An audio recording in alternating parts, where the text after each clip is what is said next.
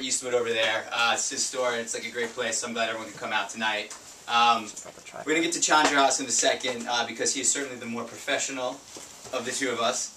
5 years of head start on you. It's a good, no, don't be modest. Basically, my name's Matt Domino, for those of you that don't know me. There's a lot of my friends here, for those of you that don't know me. The reason why this kind of event got started was I have a blog. It's called Puddles of Myself. I started it after I graduated college and tried to pitch a book to different literary agents and get it published. A novel I'd written in college.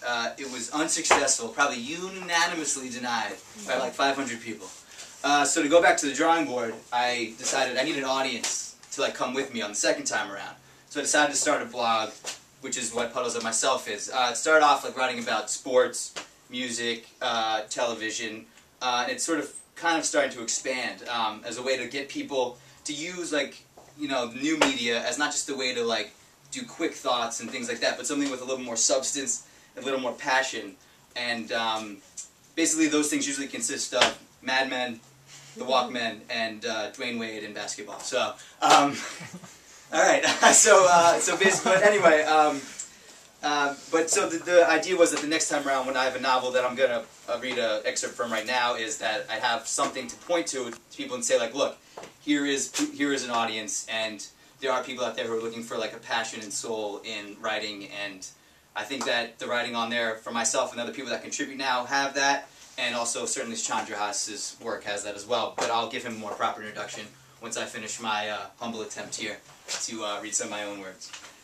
This is an excerpt from my second novel manuscript.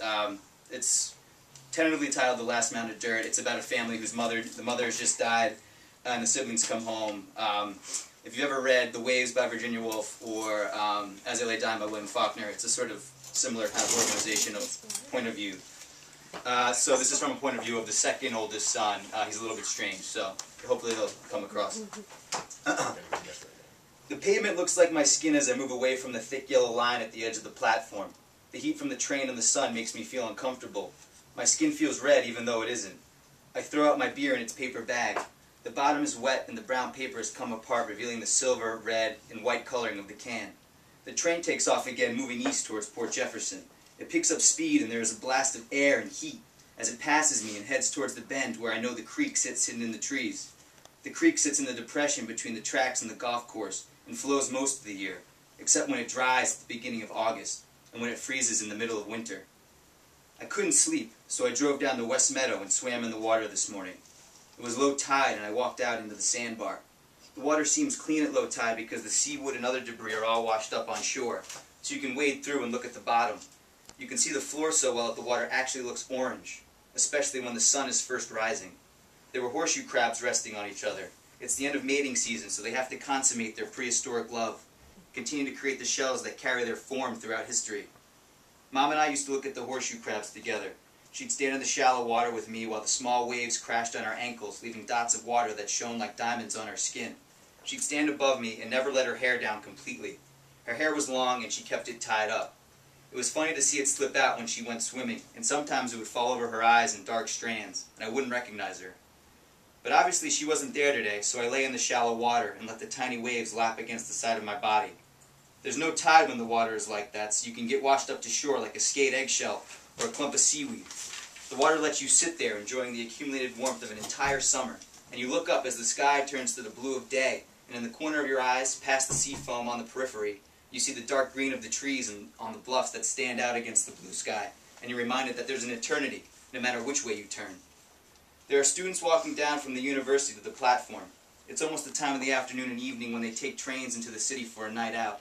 They'll buy fake IDs down on Bleecker Street or somewhere else and shove them in their wallets and purses, along with the rest of the items they carry around as they move from bar to bar or club to club and get drunk. There must be a joy to that. Girls and boys leaning into each other, hands on each other's backs or around shoulders, almost one unified body sitting on leather couches around tables where glasses of gin and tonic sit, some empty, some filled, with that curl of lime sitting on the lip where you can pull it off and chew on the pulp if you're really nervous, or perhaps secretly in love with the young girl sitting across from you, the one that lives down the hall from you in your dorm. But that's not what I know now, or knew then when I was at the university. There was no girl down the hallway. There was simply the return back to our house from the campus.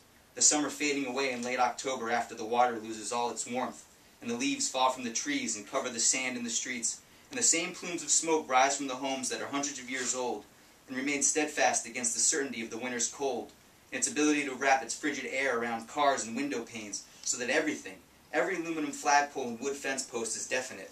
The same homes that will open deep green and blue shutters to the persistent drizzle and smell of ash in the spring morning, when if you feel the resurgent grass under your foot early enough in the day, that dull ache inside of you that longs for the unknown will feel satisfied, as though everything could be okay. That's what I knew then and know now. I saw that as I left class at the university and walked back home, where I'd pull the weeds around the stone porch in the front of the house and clean the gutters, leaning the ladder against the solid white paint, where I'd close the pool in September and put away all the outdoor furniture in October, where after I was done and my hands were dirty and the night was dark like only November gets, I'd enter the house and eat dinner with Mom and Liza, and sometimes Dad when he came home from work early. Mom would ask me about my classes and if the university had changed, knowing full well that it had, since she used to work in the library.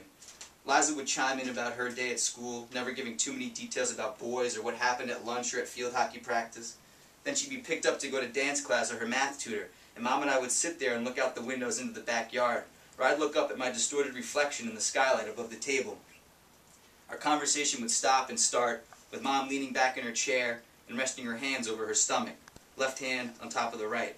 Then she'd try to make me tea, but I'd ask for coffee, and she'd tell me how bad it was to drink coffee at night, but I'd drink it anyway, and go to my room to read or to dangle my foot out the window.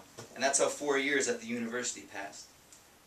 I walk down the platform ramp and the students pass me. A cloud of mixed perfumes and colognes catches my nose, and the scent grips my heart for just a second due to the sheer strength of the smell. I turn for a moment to look at them as they pass. Some of the girls are in form-fitting jeans and black skirts, while a few wear dresses with bright colors. The boys wear tight, thin jeans, and one of them is in